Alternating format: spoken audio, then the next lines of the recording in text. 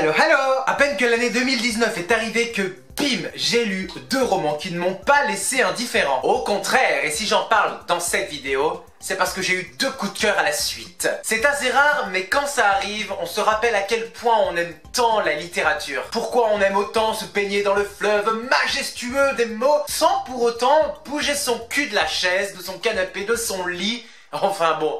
La vie est belle, quoi. Alors avec un premier roman et un autre roman qui est un petit peu plus poil à gratter, donc là on a 2 lectures très différentes, on est de surprise en surprise, et c'est sans doute pour cela que la vie paraît imprévisible. Et maintenant, générique!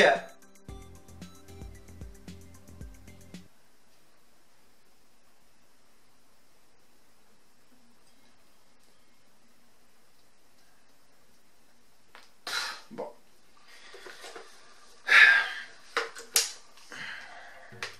Oui, allô? Cédric, c'est moi. Ah, moi? C'est un bien joli prénom, ça, moi. Non, je te dis, c'est moi, Cédric. Cédric, vous faites une erreur. C'est moi, Cédric. Je sais comment je m'appelle, enfin, bon, on a un souci, là, je suis en plein tournage. Ah, c'est marrant, ça. J'ai tourné une vidéo pas plus tard qu'hier. Et ça veut dire que je suis dans le futur, alors? Non, dans le présent. Le présent, Le présent. le présent, Le présent. le présent, Le présent. le présent, Le présent. le présent, Le présent. le présent, Le présent. le présent, Le présent. le présent, Le présent.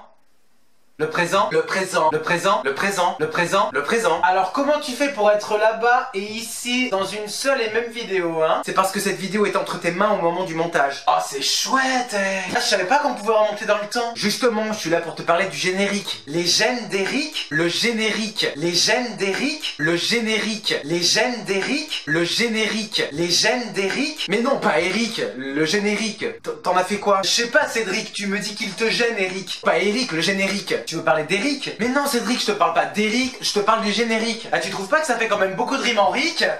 Ah, ça pourrait être marrant, ça. Genre, hey, Cédric, ça te dirait de jouer au jeu des rimes en ric avec moi? Genre, Amérique, cylindrique, bourrique, Véronique, Dominique, Nique. Première lecture de l'année avec un premier roman sur le premier mois de l'année, et on a là un premier coup de cœur, et ça fait beaucoup de premiers.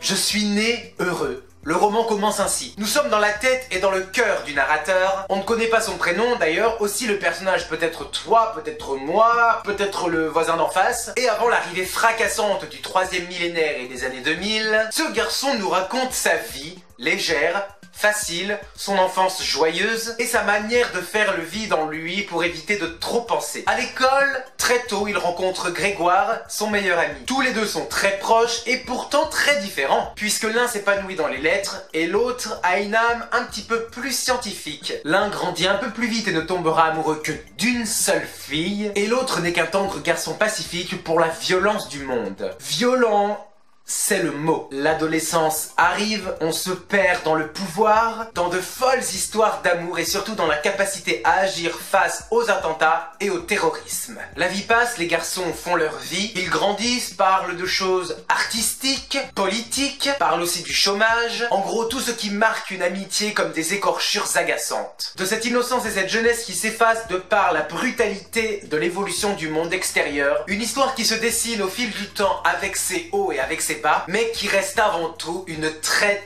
belle histoire d'amitié.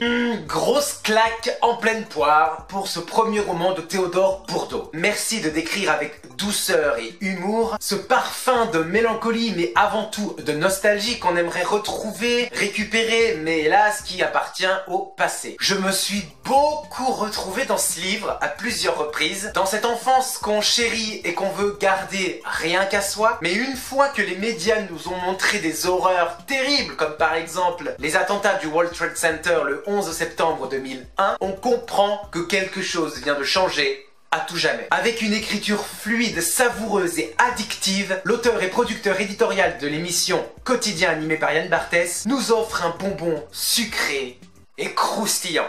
Les petits garçons de Théodore Bourdeau. Bien, ensuite je me suis posé sur Instagram et autres réseaux sociaux cette grosse question existentielle.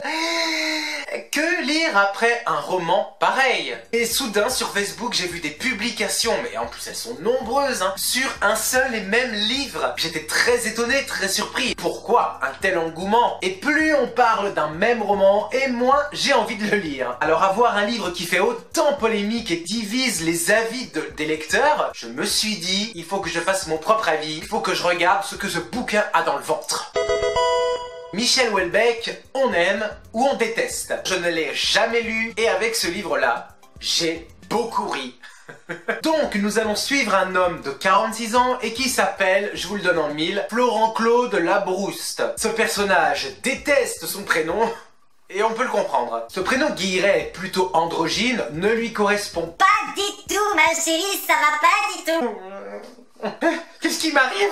Bon, ça ne lui correspond pas du tout, lui qui a un caractère fort, lui qui en plus ne mâche pas du tout ses mots, dans un langage très cru et très pimenté. Florent-Claude, son envie à lui, c'est de s'évaporer, disparaître et de ne plus parler à qui que ce soit. Pour ça, tout d'abord, à l'aéroport, il récupère sa compagne actuelle, Yuzu, une japonaise qui est beaucoup plus jeune que lui. Leur couple est en phase terminale, ils font chambre à part et la rupture est imminente. En effet, il est convaincu que Yuzu mène une double vie, une vie sexuelle très animée. Yuzu s'adonne à des pratiques très originales, comme par exemple des ébats sauvages et filmés en vidéo par plusieurs hommes en même temps, et aussi avec des chiens, ouais, avec plusieurs chiens, oui, de quoi être écœuré. Alors notre héros devient de plus en plus aigri et déprimé, non seulement par son passé aussi bien professionnel, personnel que sexuel, et aussi par les antidépresseurs qu'il avale très tôt le matin avec son café et sa cigarette. Parmi tout ça, il fait le point sur sa vie et remarque qu'elle est plutôt sinistre et qu'elle ne mène pas grand chose. Pour essayer de contrebalancer tout ça, pour lui, son seul moteur, c'est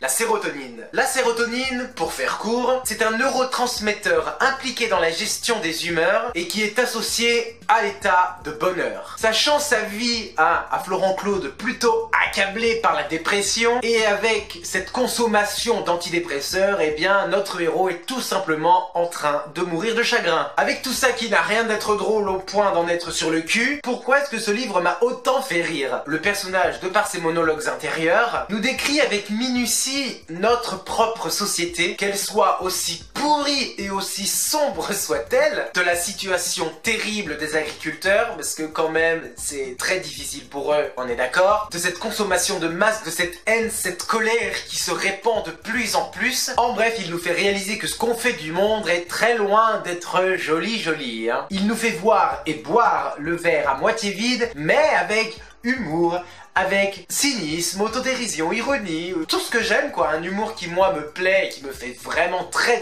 rire. Alors je comprends bien évidemment que ce livre ne peut pas plaire à tout le monde. Étant donné les passages où il parle de la femme, de la place de la femme dans notre société, avec des allusions sexuelles, là aussi très direct, et par l'image plutôt pessimiste et négative de l'auteur. Je tiens à souligner que je ne suis pas là pour défendre ce livre, ni les causes et ni les engagements de Michel Houellebecq, mais tout simplement parce que je voyais ce livre absolument partout, que je me suis dit, il faut que je tente le coup, que je fasse mon propre avis, voilà, par une simple curiosité de lecteur. Bien évidemment, j'encourage avec respect et bienveillance les personnes qui ont lu ce roman et qui l'ont trouvé imbuvable, les personnes qui n'ont pas du tout envie de lire Michel Houellebecq, même de toute leur vie, parce que c'est important d'avoir des points de vue différents, d'avoir des avis différents suivant les goûts de chacun et les vies personnelles et différentes de chacun, et c'est ce qui fait la force de cette chaîne. Merci de tout mon cœur d'avoir pris le temps de m'écouter, ça me fait très plaisir. N'hésitez pas à me mettre en commentaire quels sont